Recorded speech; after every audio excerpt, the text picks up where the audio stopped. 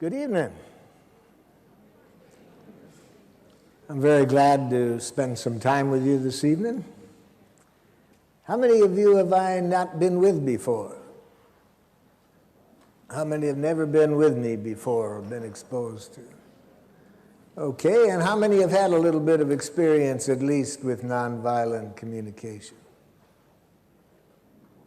Okay, a little bit. I'll try not to go too fast for those who haven't had any experience or too slow for the old-timers. I regret that I'll not be speaking to you in your language. Ich spreche perfekt Deutsch, aber niemand kann mir verstehen.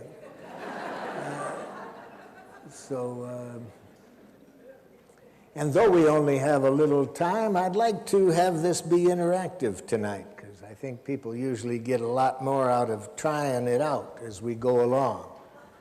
So if you've got something to write with and on, I'll be having you try it out as we go along. So think of somebody that you have a conflict with. And this might be somebody at home. Maybe you have a child at home that says horrible things, such as no.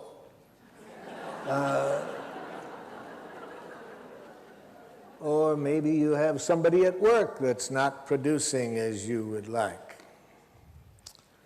Or maybe something else. So think of a real situation where somebody is behaving in a way you don't like. And what I'd like you to write down to get us started tonight is, let's imagine that you go to them and you decide to be honest with them. So write down what you would say to this person if you were to be honest with them about what they do that you don't like. What would you say? Maybe you've already done it, then write down what you did say to them. So I'll give you a minute or two to get that written down.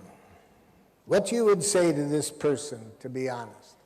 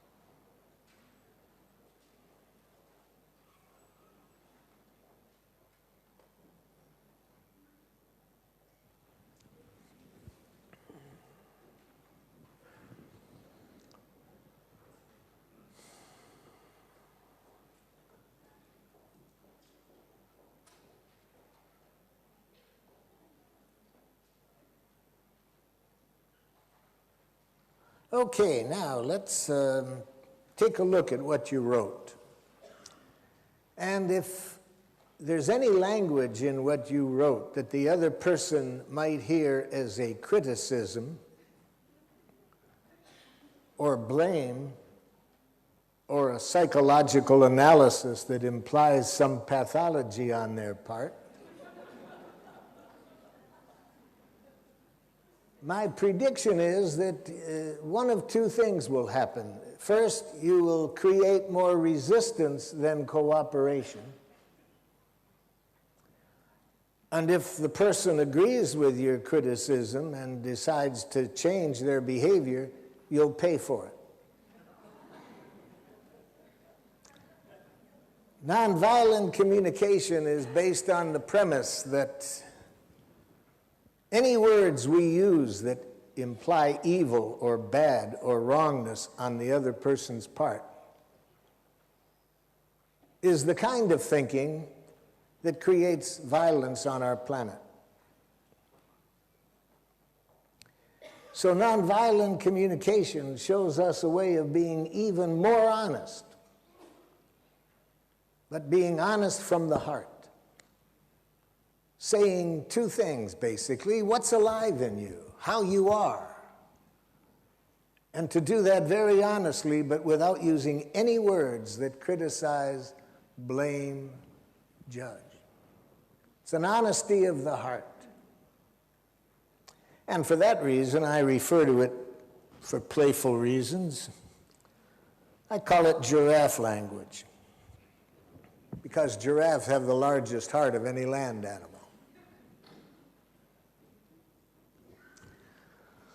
Okay, now, in giraffe language, we're very honest, but we're honest from the heart. And this requires that we be able to be literate at saying four things to people when they're doing something that we don't like, to make four things clear to them. First, to make clear what they did that you don't like, if we're talking about something we don't like. Later we'll talk about how to be honest without any praise or compliments. Praise and compliments are part of the same language that contributes to the violence on our planet. So we'll show you this evening another way of being honest when people do things we do like, that has more power and less danger than praise and compliments. So one of the ingredients that we need to make clear is what the person has done that we don't like. What has the person done that we don't like? So write that down specifically. What did the person do that you don't like?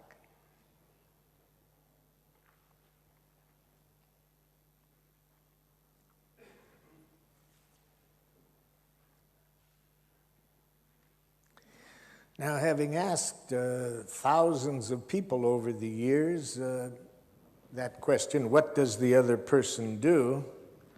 My experience is that less than 20% of the people answer the question that I ask.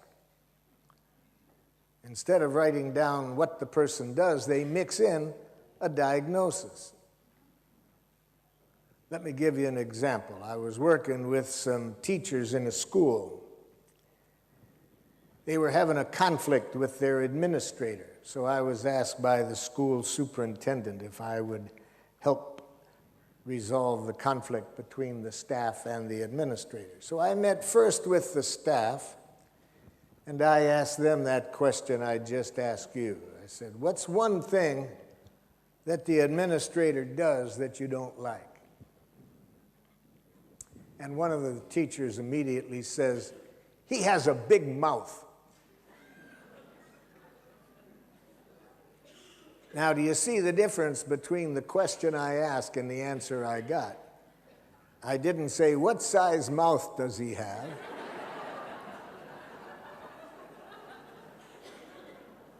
I asked what he does. And I pointed this out to him, and then he thought for a moment and says, he talks too much. I said, too much is the diagnosis. I'm asking for an observation. He couldn't do it. Everything that came to his mind was a criticism or judgment of the other person. So one of his fellow students tried to help him. She says, well, I know what he does that he's talking about. I say, what's that? She said, he thinks he's the only one that has any intelligence.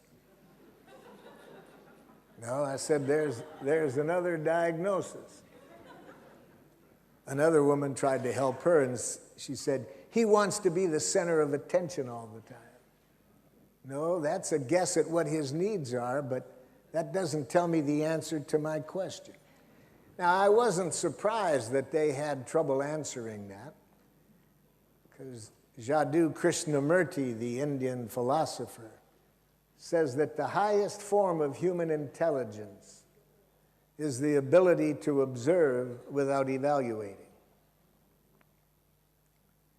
Studies of racism, sexism, and other form of dangerous thinking shows that people who think in that way can't separate fact and opinion. So this is a very important skill to have if we want to be honest in resolving conflicts, to be very specific about what people do that we like or don't like, and not to mix it up with any evaluation. So I showed them how to do this, and finally he got clear what he meant by talks too much. Here's what it sounded like when he made an observation. He said, "Marshall, in our faculty meetings, no matter what's on the agenda, he usually tells a story about his war experience or childhood experiences, and our meetings last longer than they're scheduled because of that." Oh, see, that would be an observation. That's what he did. And it was decided that he would talk to him about that at the next meeting. And he suggested that I be there just in case. And at the next meeting, I saw pretty much what they were talking about, because no matter what was said, the administrator would start talking about other things. But nobody said anything at first. You could tell from their nonverbal behavior they weren't happy. They looked at the ceiling, they poked each other, they yawned, they looked at their watches, they held the watch up to the ear.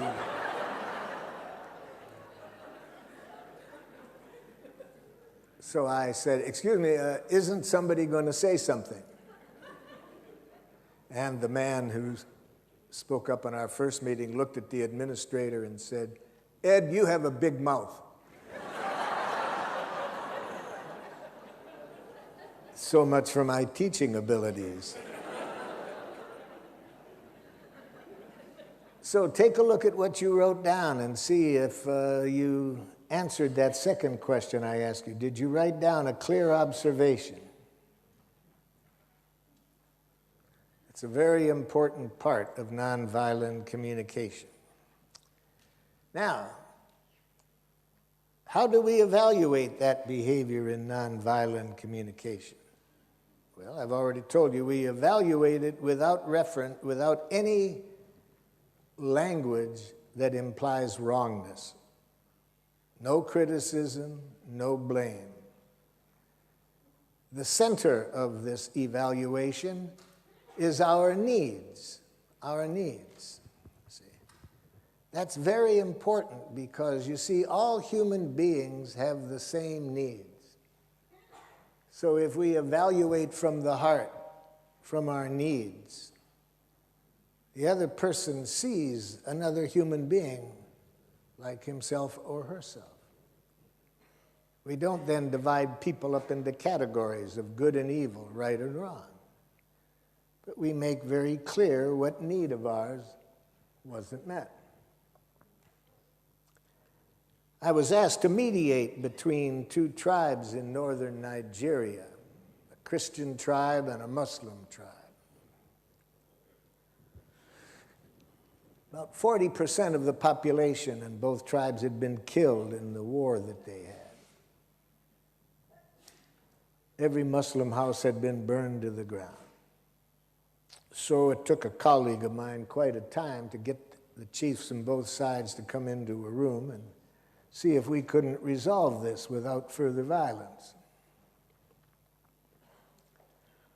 So I asked, when we were sitting on both sides of the table, I said, "I'm very confident that if we can hear each other's needs, we can resolve this without further violence.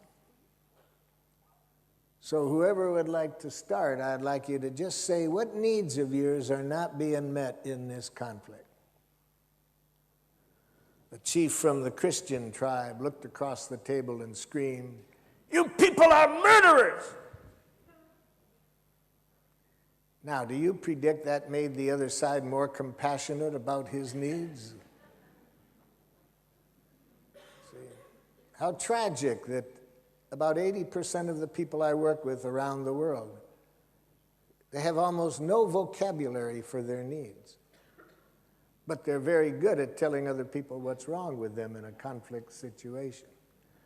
which is why I think we have the violence on our planet, as I've already said. So that stimulated a member of the other tribe to scream back across the table, "You've been trying to dominate us. We won't tolerate it anymore." So notice I asked for needs, and each side told me about the pathology of the other side. See, how tragic, how tragic. Well, my job then in that situation as a mediator was to use some technology for translating criticism and blame into needs.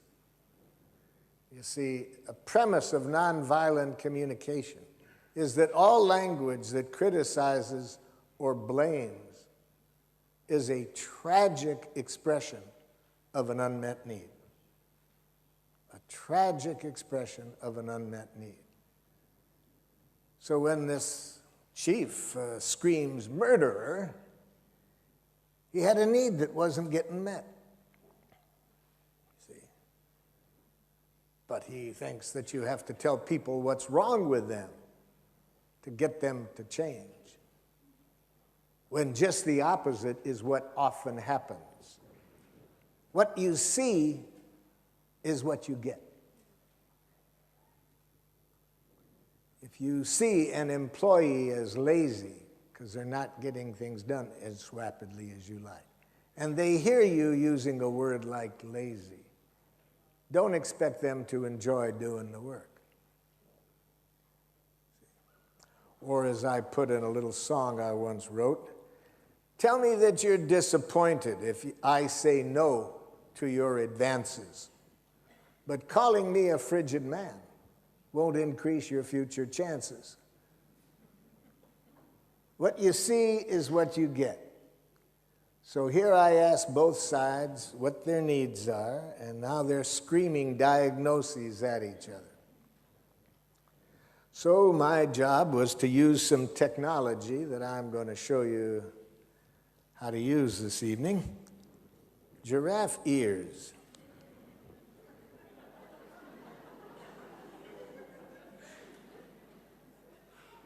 With this wonderful technology, you are conscious of what I just said, that all criticism, all blame is a tragic, suicidal expression of an unmet need. So with these ears, you learn how to hear what's alive in the other person behind any criticism or blame that they express.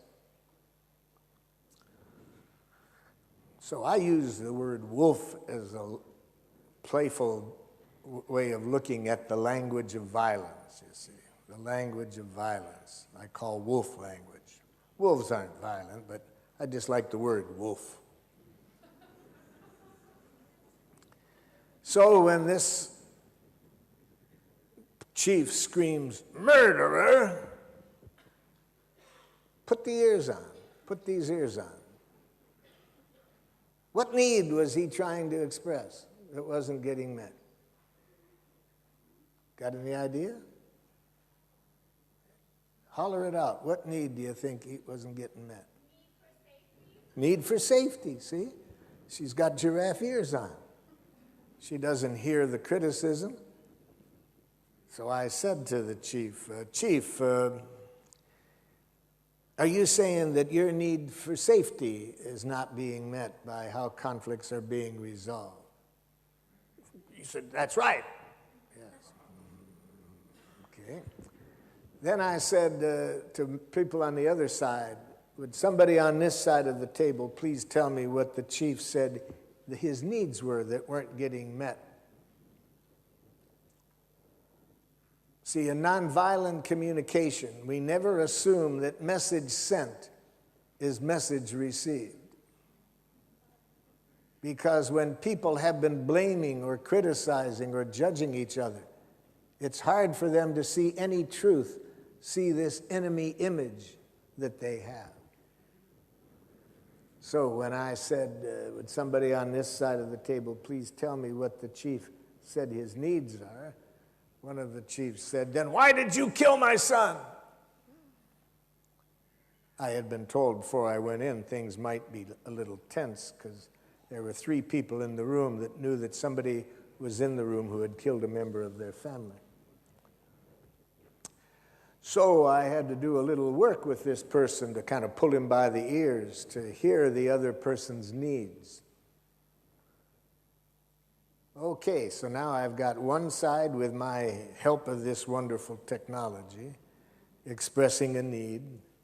I got the other side to hear it. Then I translated their judgment of the other side, that they were too domineering, too controlling.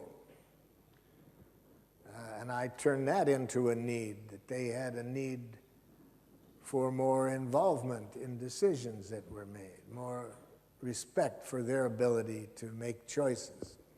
And I got the other side to hear it. Now, just that much took about well over an hour because there was a lot of screaming going on. But finally, I got them both sides to hear at least one need. We had others that we had to get clear as well.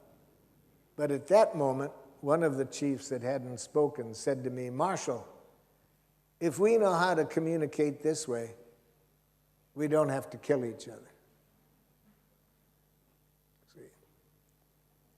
If we know how to connect with what's alive in each other without making any enemy images, any criticism, we can just hear each other's needs.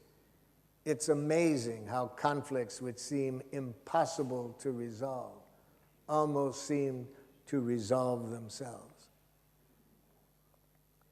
So write down what need of yours isn't met in this situation that I ask you to think about. What need of yours?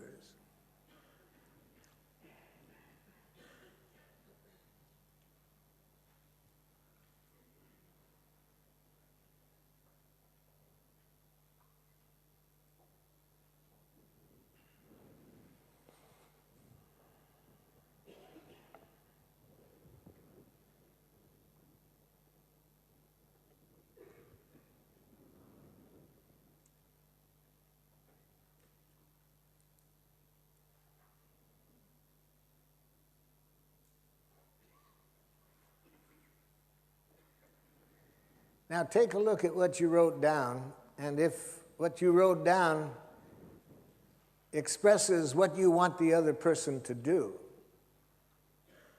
then you and I have a different definition of a need. Because needs, as I define needs, contain no reference to what you want the other person to do differently. That's another important thing to do, but we don't want to mix up our needs with our requests. Now, it's taken me quite a while to develop a language of needs. I went to schools for 21 years, and I can never recall teachers asking me what my needs were. See, we have been systematically educated for about 8,000 years not to be very clear about our needs, because we have been educated to obey authority. We have been taught to exist within domination structures in which somebody considers themselves a superior who has a right to control others. And this kind of domination requires a language of domination, a language in which this person claims to know what people are. They know what's right, what's wrong, what's good, what's bad, what's selfish, what's unselfish, what's competent, what's incompetent. A very dangerous, tragic language. And that language is needed because within such cultures, the justice system is retributive justice, based on punishment and reward. So if you want to make life more miserable on the planet, not only use a language that blames, criticizes, but use punishment or reward to try to influence people. Nonviolent communication shows us ways of being more powerful than we can ever be through using punishment or reward. So if you are a czar or a king or a president or someone who wants to control those below them, you do not want people to have a consciousness of life, of their needs, because people do not make good slaves when they're connected to life. So that's why we have been educated to associate the word needs as being needy, selfish. In the wolf world, women are taught loving women have no needs. They sacrifice their needs for their family. Men have been educated to believe that brave men have no needs. They're willing to sacrifice their life for the king, the czar, the president, the flag, or a bunch of other things. See? That's why in the schools, public schools, the primary objective is obedience to authority. Teachers that I've worked with for the last 35 years almost all say the number one thing they're evaluated by is how controlled the students are in their classrooms. When the administrator goes by, is everybody sitting up and looking at the teacher and quiet? See? So this is a very important part of nonviolent communication, a need literacy. And what goes with the needs are our feelings. Because when our needs are being fulfilled, we feel pleasurable feelings. When our needs are not being fulfilled, we have painful feelings. So in nonviolent communication, we evaluate the person's behavior with reference to those three things: a clear observation, and then we tell the person how we feel about what they have done, and then we tell them what need of ours wasn't met. So, that's a language of life. That's being honest by saying what's alive in us. Notice in those three things, there's no insinuation of wrongness on the part of the other person. We're answering the question how we are without saying what the other person is.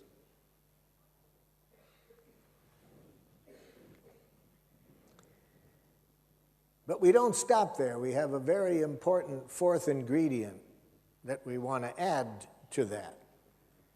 Because when we tell people what they've done and how it doesn't meet our needs and the discomfort we feel as a result of that, we want to end on a clear request that tells the person what we would appreciate they're doing to better contribute to our well-being. So write that down. Imagine that you've told the person these first three things. You've told them what they've done and how you feel and what need of yours wasn't met. Now add to that a clear request, what you would like the person to do.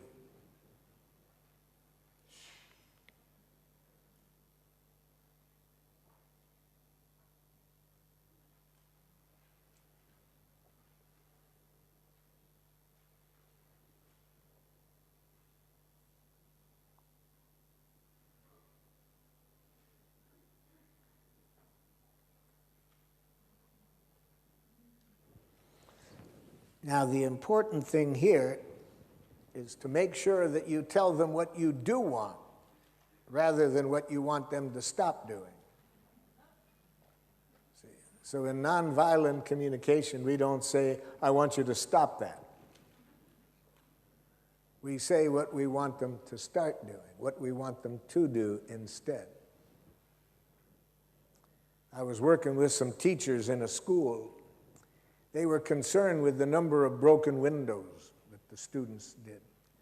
And when we got to this part, and I said, what is your request? What is your request of them? One of the teachers said, it's pretty obvious what we want. We want them to stop breaking windows. I said, I have an easy answer for you then. She said, oh yeah, what? I said, kill them.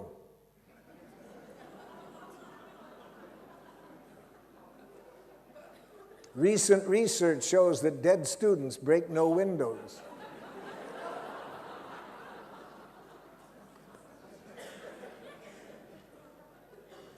Now, as weird as that example is, look in the newspaper on any given day and see how many of our world leaders express their strategies with what they're going to get people to stop doing. And then they use various forms of violence to get people to stop doing it. So in nonviolent communication, we want people to replace what they're doing with something that is better for them and better for us. And we use a very clear language, action language. We don't say what we want the person to be, such as, I want you to be more cooperative.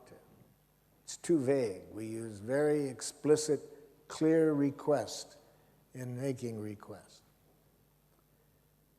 So any questions about those 4 ingredients that we've looked at so far that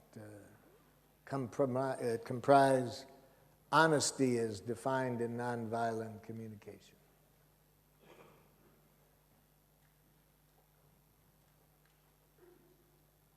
Everybody's got that mastered already, okay? Now let's imagine that you decide to try this out. You go up to this person the next time you see them, and as best you can after this very quick introduction, you decide to try it out. So you say those 4 things to the person. You try to make clear to them what they've done without making any diagnosis. You then go into your heart and say how you feel and what needs of yours aren't being met by the behavior. And you end on a clear request. Now, predict how the person might respond. What would the worst thing be, for example? I want to prepare you tonight for the worst that you could get back. And write that down. Write down what's the worst thing that this person can say.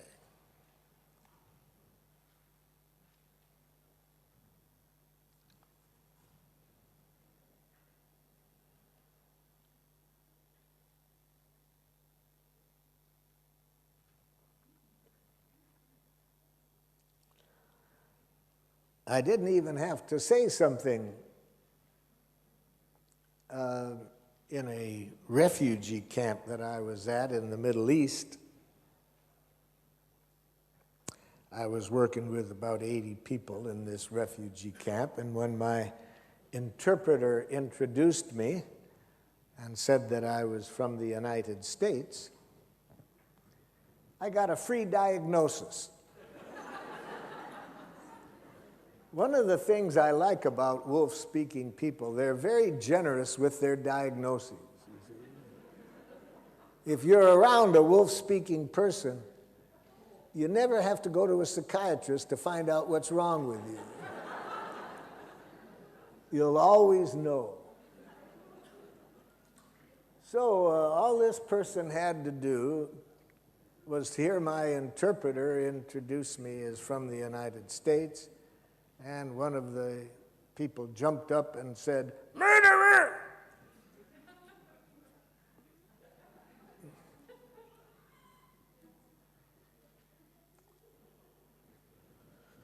Boy, was I glad I had this.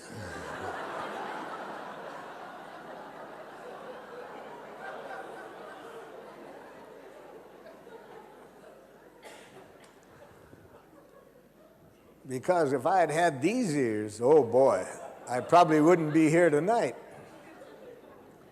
These ears, you see, if somebody says something like that to you, you got a couple of choices. You can put them on facing inward, and then you take what the other person says as a criticism, and you believe it, and you feel like poor protoplasm, poorly put together.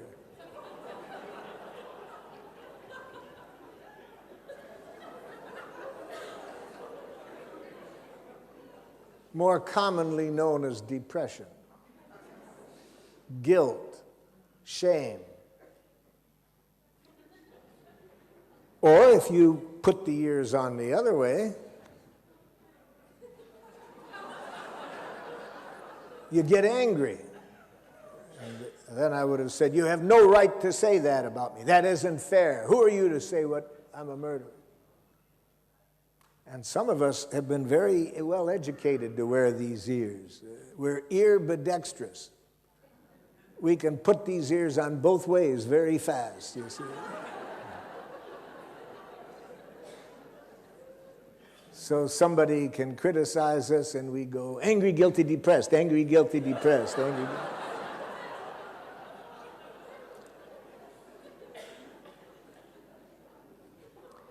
These ears are distributed to the population by the makers of antidepressant medicine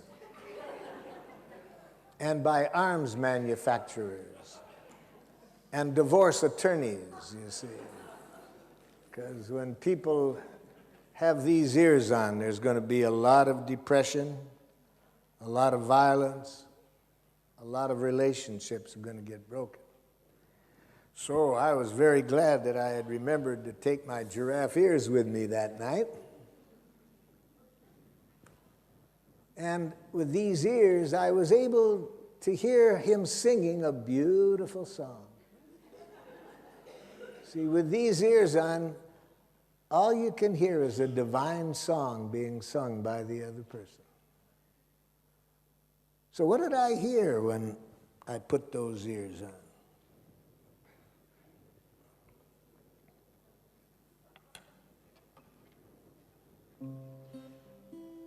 This is what the children at home are saying to you when they say, no. This is what the other person is saying to you. This is what they're singing when they say, the problem with you is, if you have giraffe ears on, here's what you hear going on inside that person. They're singing this song. See me beautiful, look for the best in me. That's what I really am, and all I want to be. It may take some time, it may be hard to find, but see me beautiful. See me beautiful each and every day. Could you take a chance? Could you find a way to see me shining through in everything I do and see me beautiful?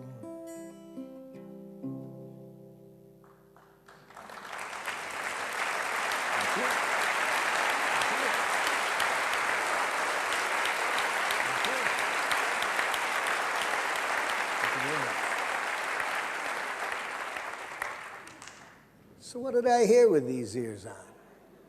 What was beautiful? I heard his pain.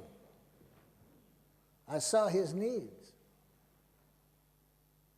As I was walking into the refugee camp with my colleagues, we had to kick out of the path, several empty tear gas grenades that had been fired in there the night before when they had a riot in this refugee camp.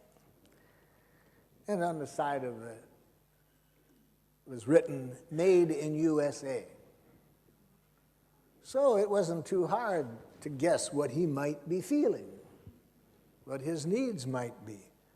But even if you guess wrong, when you are sincerely trying to connect with what another person is feeling and needing, that's very powerful. That tells people that you care about how they are.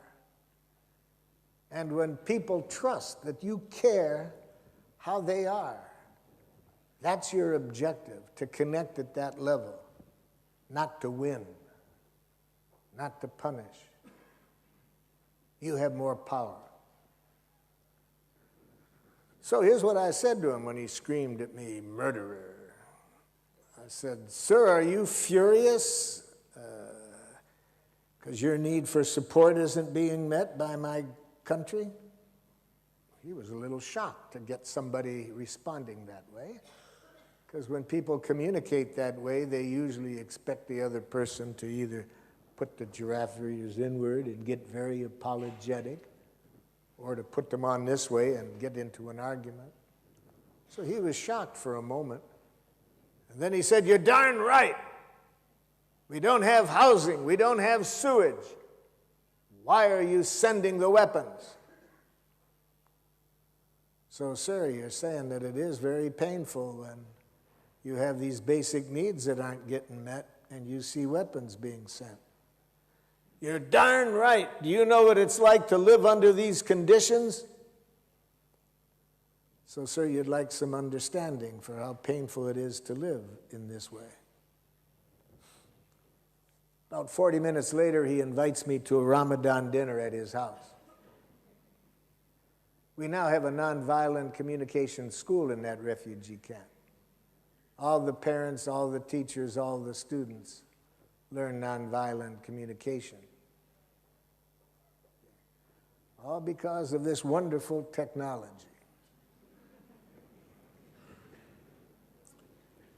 Now, for those of you who are a little shy and don't know that you want to be seen walking around town wearing these,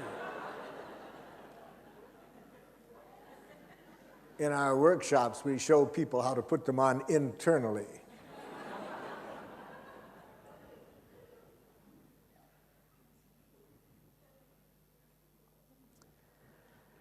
So now you see what nonviolent communication looks like. It's when we speak from the heart.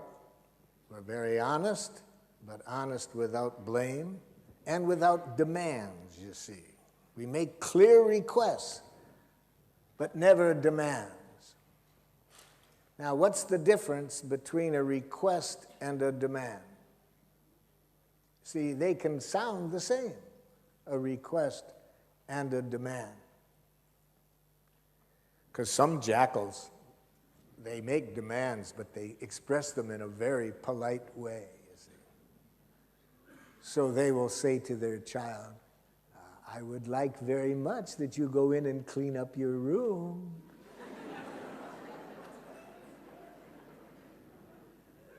And the child says, "No." And then they turn pretty brutal. "Did you hear what I said?" Blah, blah, blah, blah, blah. So if people expect that when we make a request, that if we don't do as they request, they're going to be blamed or criticized, they hear a demand. So it's important when we make requests in nonviolent communication that it is a request, that the person knows that our objective is not to get what we want. We are trying to make a connection that will get everybody's needs met. So yes, we say what we want, but we only want the person to do it if they do it willingly. Now, when people trust that, they're far more likely to do it. So that's an overview of nonviolent communication in conflict situations. It involves saying what's alive in us and what we would like to make things more wonderful. And then no matter how the other person responds, all we hear is what's alive in them and what would make life more wonderful for them. And my experience is that when we can connect in that way, we can find a way to get everybody's needs met. Now, one woman came to a training I did. This was a 3-day training, fortunately, because I didn't make it too clear to her after the first day. She came in the second day and said, "Marshall, I went home and tried it, and it didn't work." Well, I said, let's learn from it. Let's hear what you actually said. And she did a very good job with the mechanics. She made a clear observation to her son. She noticed that he didn't do 3 things that he said he was going to do. And she expressed her feelings clearly. She expressed her needs clearly. And she made a clear request. So I said, well, you got the mechanics right. That sounds very much like nonviolent communication. What's the problem? She said, he didn't do it.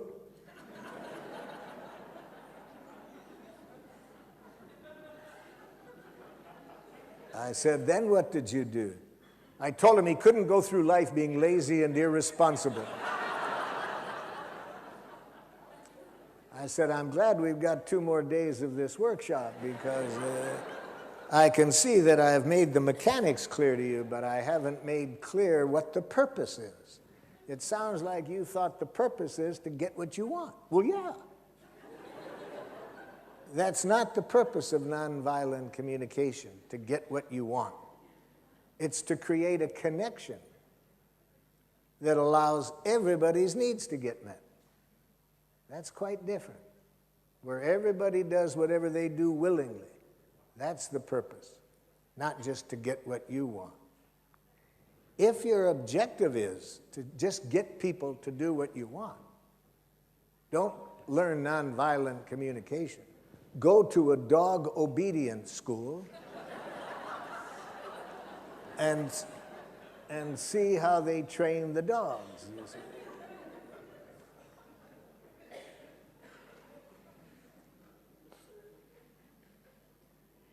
Very hard for many people to learn, especially when they are in the position of authority.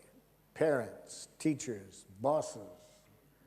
It's real scary for them at the beginning of nonviolent communication. They often mix it up with meaning that we don't have standards or rules. And you just let people do whatever they want. That's not it at all.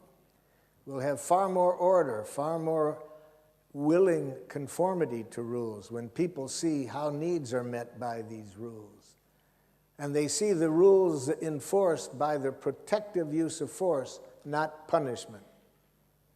See, in nonviolent communication, we never use punishment, but sometimes force, yes.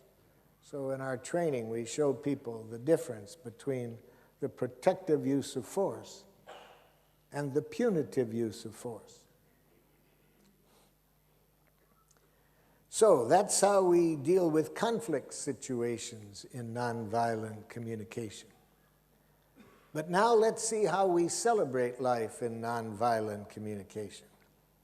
How we express sincere gratitude, you see, and not get it mixed up with praise and compliments.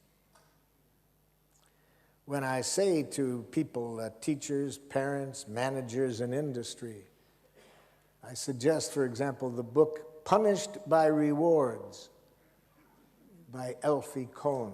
And I point out the violence of rewards. And this really upsets people. You can't imagine going through life how you'd get anything done without rewards. They tell me they've been through training programs that tell them if you praise and compliment children, students, employees daily, research shows they produce more. I suggest that they look closely at the research, and I think they will see that it only works for a short time until people see the manipulation of the gratitude, of the praise and the compliments. So in nonviolent communication, we do something far more powerful than compliment or praise. Far more honest. We express sincere gratitude that involves the same 3 characteristics that we looked at in telling people what we don't like, where we make clear observations and then tell people how we feel and what our needs are. Those same 3 ingredients are how we express gratitude in nonviolent communication. Only now we're talking about something the person did that enriched our life. And the motive is not to motivate them. It's not to reward them. The motive is just to celebrate how our needs were fulfilled by what they did. I didn't make this very clear to a group of teachers I was working with in Switzerland. And after the workshop, one of the teachers came running up to me and said, "You're brilliant!"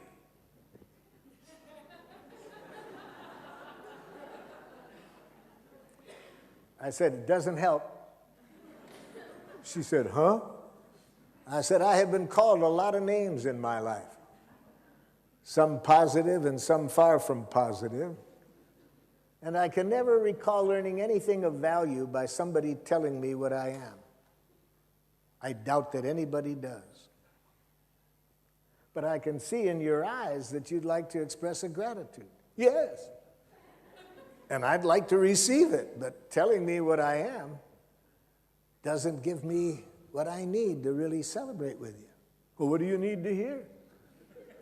Remember what I said at the end of the workshop, those three things? Like, first of all, what did I do that made life more wonderful for you? She said, "You're so intelligent." Doesn't help, doesn't help. Oh, I understand. And she opened up her notebook and she pointed to two things she had written there. She said, "You said these two things." Yeah, I did. I did say those two things. I said, already, you see, that's more helpful to me than her telling me I'm brilliant. Just that I know that somehow those two things, my saying them, had enriched her life in some way. Now I said it would really help me celebrate that if I knew how you feel as a result of what I said. She said, "I feel hopeful and relieved." Oh, and now if you can tell me what need of yours got met that leaves you feeling hopeful and relieved, then I can really take in that gratitude and celebrate it. She said, "Marshall, I've got an 18-year-old son, and whenever we have a difference, it just gets worse and worse. And I have been desperately needing some concrete direction for how to connect with him." She said, "Those two things you said really met that need." Now put yourself in my shoes. You see, do you want to hear a compliment, or do you want to see clearly how your behavior enriched the person's life? And do you want to have in your head the worry of what are they trying to get from me? Or would you just like to trust that when somebody does celebrate something you've done, they don't have that other motive mixed in, that they're trying to get you to keep doing it? So that's how we express gratitude. Now, one of the hardest things is how to receive gratitude in a nonviolent way. See, let me show you how wolf-speaking people receive gratitude. If you want to scare the heck out of a wolf, express sincere gratitude to them. Wolf, when you offered me the ride home today, I'm very grateful because I really have a need to be with my uncle who's visiting, so it really meets a need of mine. Okay, so I express this gratitude. Already I see terror in the wolf's eyes. And you all know what's coming, right? "Mr. Duncan, it's nothing." See, it terrorizes wolves to receive gratitude. See, I've asked a lot of wolves around the world why they're so scared of getting gratitude.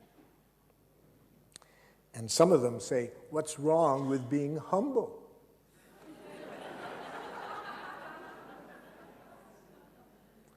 And I have a cure for that. I suggest they read what Golda Meir, the Israeli prime minister, once said to one of her humble politicians. She said, "Don't be so humble. You're not that great."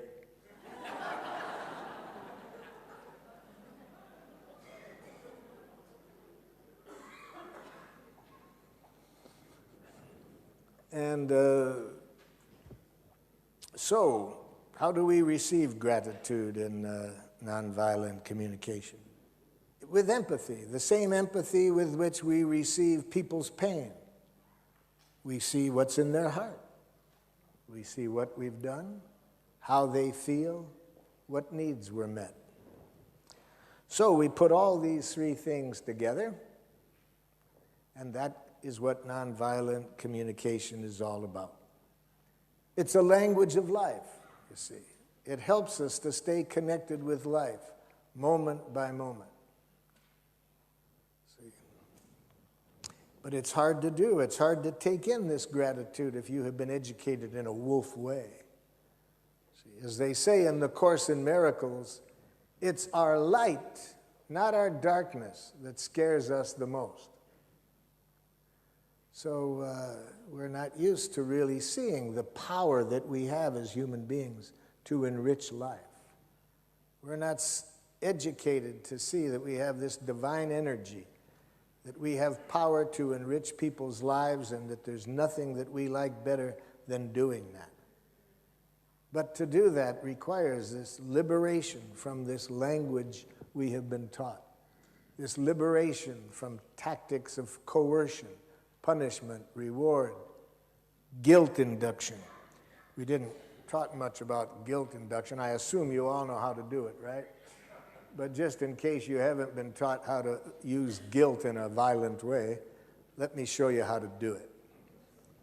So this is one of my children who hasn't cleaned up their room to my satisfaction. Okay? Now, the first step in trying to induce guilt, you have to know how to look pathetic. So put yourself where the child can see you and look pathetic.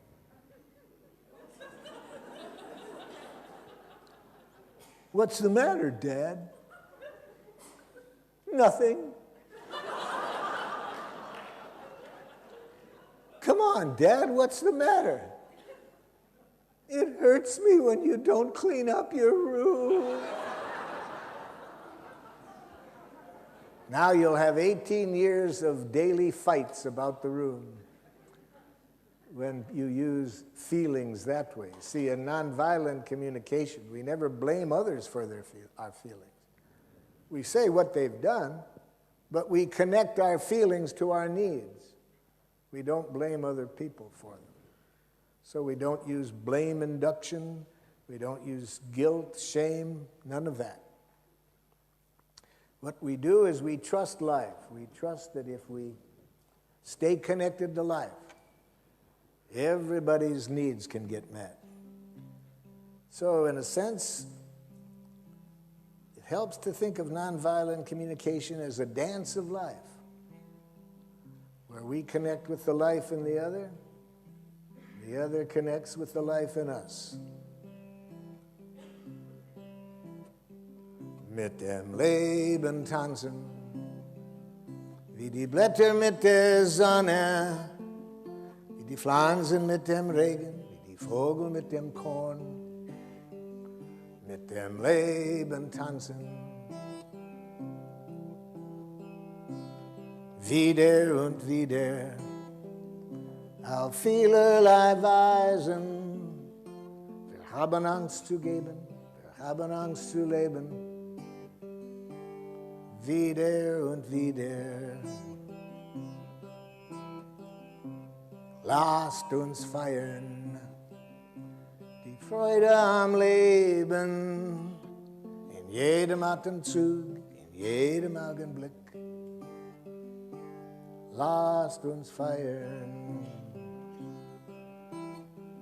mit dem Leben tanzen, wie die Blätter mit der Sonne, wie die Pflanzen mit dem Regen, wie die Vogel mit dem Korn. Mit dem Leben tanzen.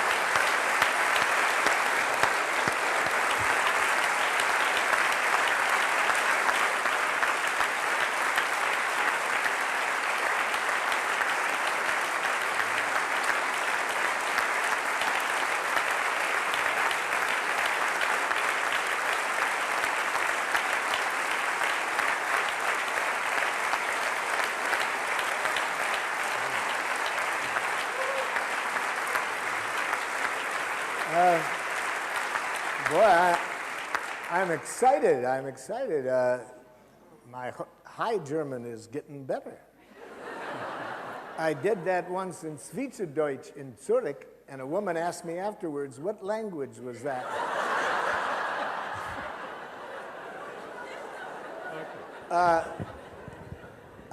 I'm living in Switzerland, you know, for a long time, but there's some things about it I don't get, like where I live up in the mountains. When you pass people, you say, Grüezi miteinander. And when you sit down at a meal, you say, Gute miteinander. And one night after a workshop, I said, Schlaf gut miteinander.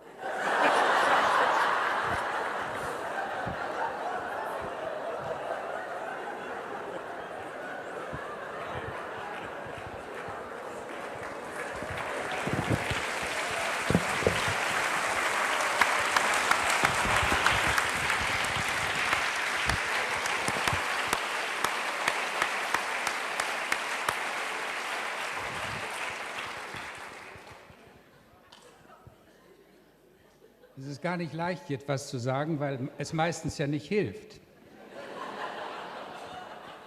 It's not so easy to say something, but because mostly it doesn't help. I learned that. So just thank you very much from all our heart. Thank you, Marsha.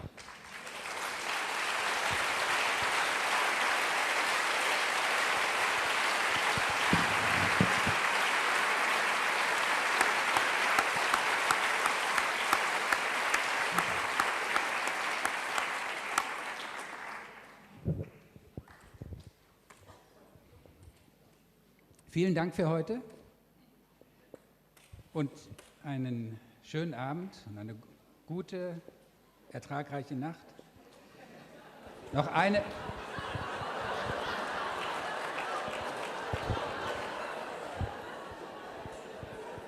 Jetzt noch eine kleine Ansage nur für die Referenten, weil das vielleicht nicht alle erreicht hat. Es gibt jetzt noch ein kleines...